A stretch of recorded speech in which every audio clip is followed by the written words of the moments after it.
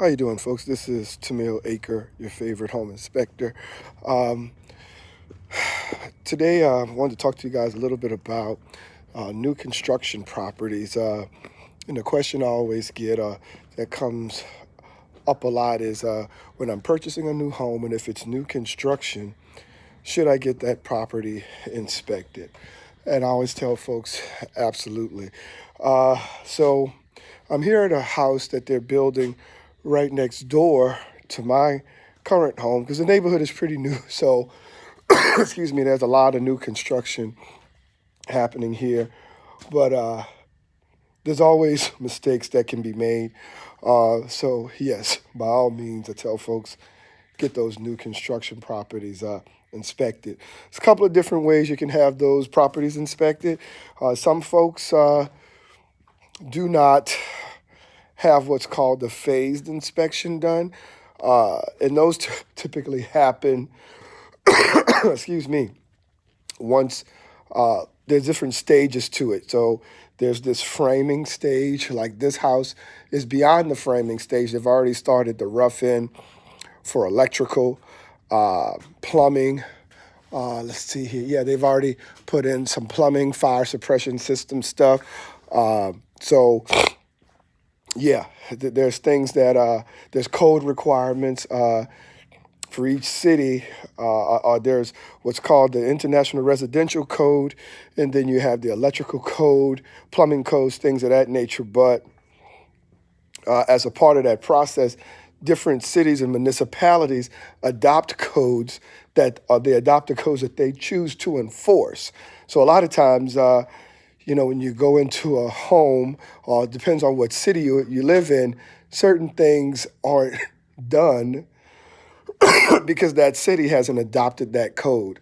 So, but yeah, we one of the things I typically take a look at is in these new construction properties is electrical. I make sure that the electrical wires aren't pinched too tight against the wood because a lot of times that can cause arcing behind the walls.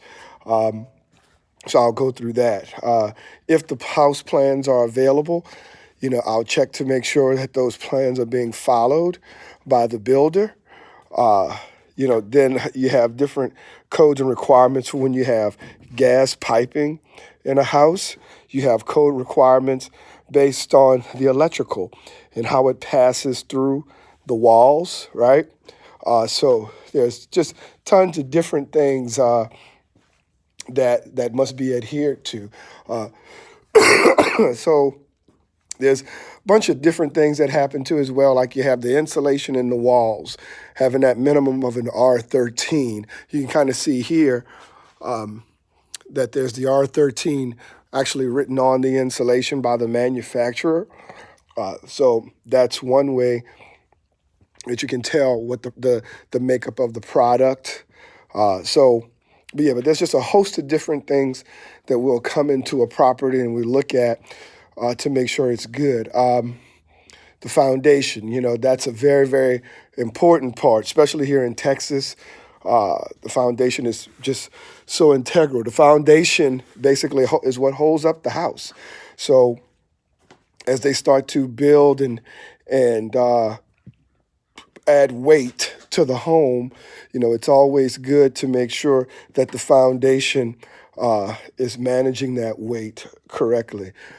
There's no signs of any major cracking happening on the interior of the structure. This particular property, I heard, is about 4,700 square feet. So here, where we live at, properties over 4,000 square feet require a fire suppression system. So it's basically sprinklers that are on the interior of the home. So as you kind of go around through the house, because you have to have these on both floors in all the rooms of the house, in case a fire breaks out, it saves a lot of losses. So here in our city, what they basically did was they said, hey, all properties over the 4,000 square foot mark must have a fire suppression system.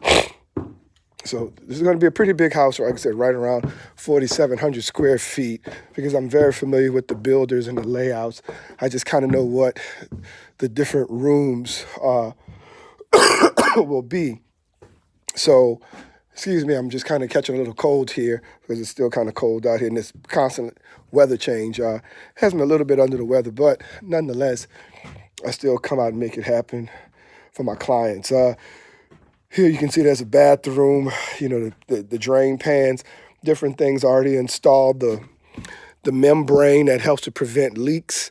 So even if you have a tile failure in areas behind your shower, and this membrane will prevent that from leaking below to the floors beneath it. So that's very important. You can see here also this house has already been prepped for all of your entertainment equipment. That's with the speaker wires and different things like that. And you'll see here spray foam. So anywhere where these wires and pipes pass through from one floor to the next has to be spray foamed. Helps to keep the house more airtight, keeps the rooms above it and below it warmer or cooler. Just depends on the time of the year. So that's very, very important. I believe this room here is probably going to be the media room. Yeah, because I can see here they've already run the speaker wires here. They've already set up all of the electrical and the media outlets on this end. And looks like over here, this will actually be the media closet where they'll probably have all of the wires and whatnot stored. Another thing you'll notice are the metal strike plates. So where they protect everywhere where you'll see plumbing pass through floor levels. Like I said, once again, you'll see spray foam, but this is to help prevent nails from when they're installing things from going into or through this particular product or into the pipe, which could cause leaks for your waste lines and exhaust venting or the plumbing fixtures and things like that help you to flush the toilet. It's Mother Nature that makes that happen. It's basically when you go to flush the toilet, it's the gravity.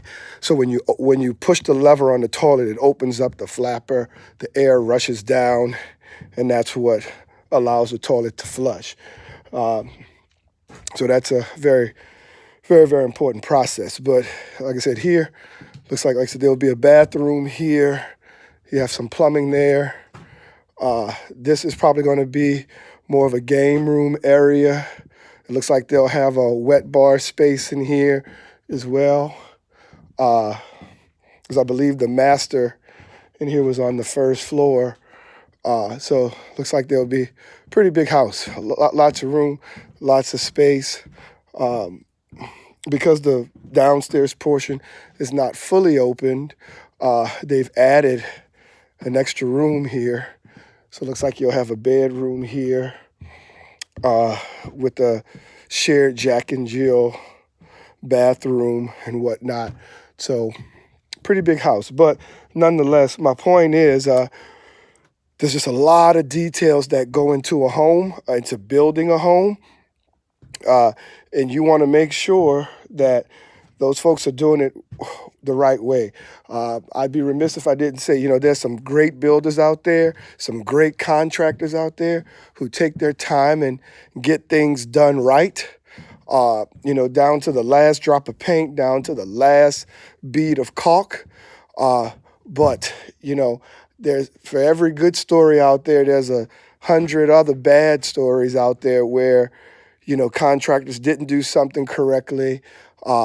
And you hear about the horror stories, and some of those things could be resolved for a couple of $100. So you have to kind of pick your poison and say, hey, what do you want to do here? Do you want to take that risk because you're trying to save money? And I get it. I'm not trying to say like saving money is not important.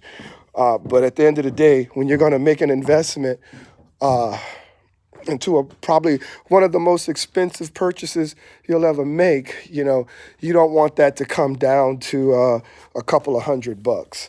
At least I wouldn't. So I just can only admonish people to do what I believe is in their best interest. But so yeah, here this house has a pretty nice sized rear patio, nice rounded out rotunda style curved wall here on the back of the house, so it's really, really nice. Something else that became a code requirement here in the past couple of years is tornado strapping. So basically you'll see around all of the corners of the house, these bolts, they're actually poured and locked into the foundation wall.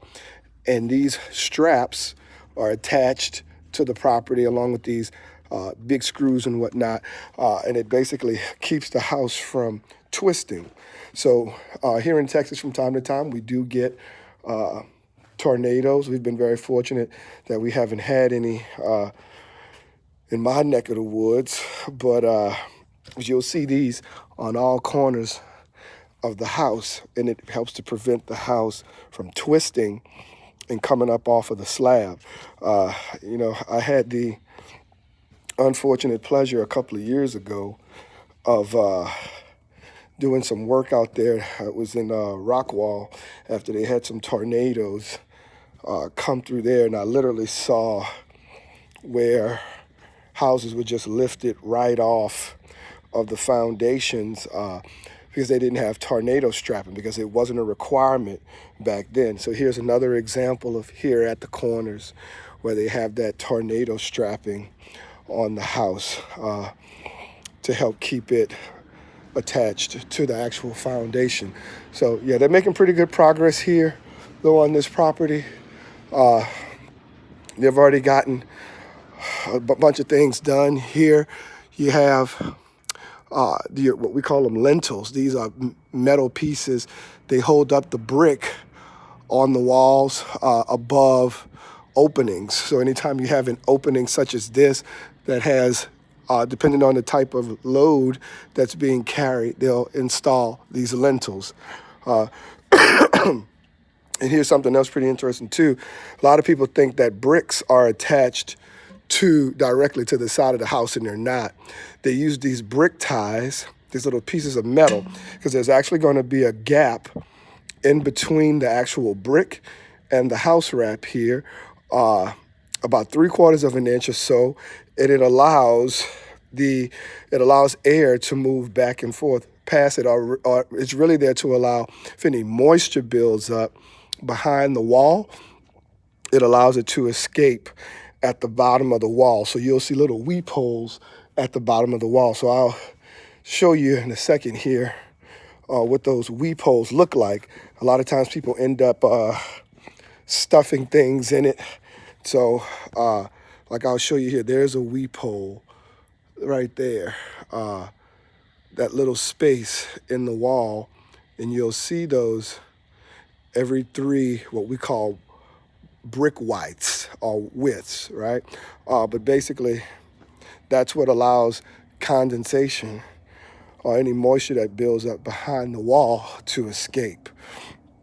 So, but other than that, folks, that's pretty much it. I just thought I'd take some time to talk to you guys about new construction. Just specifically, if you're buying a new construction home,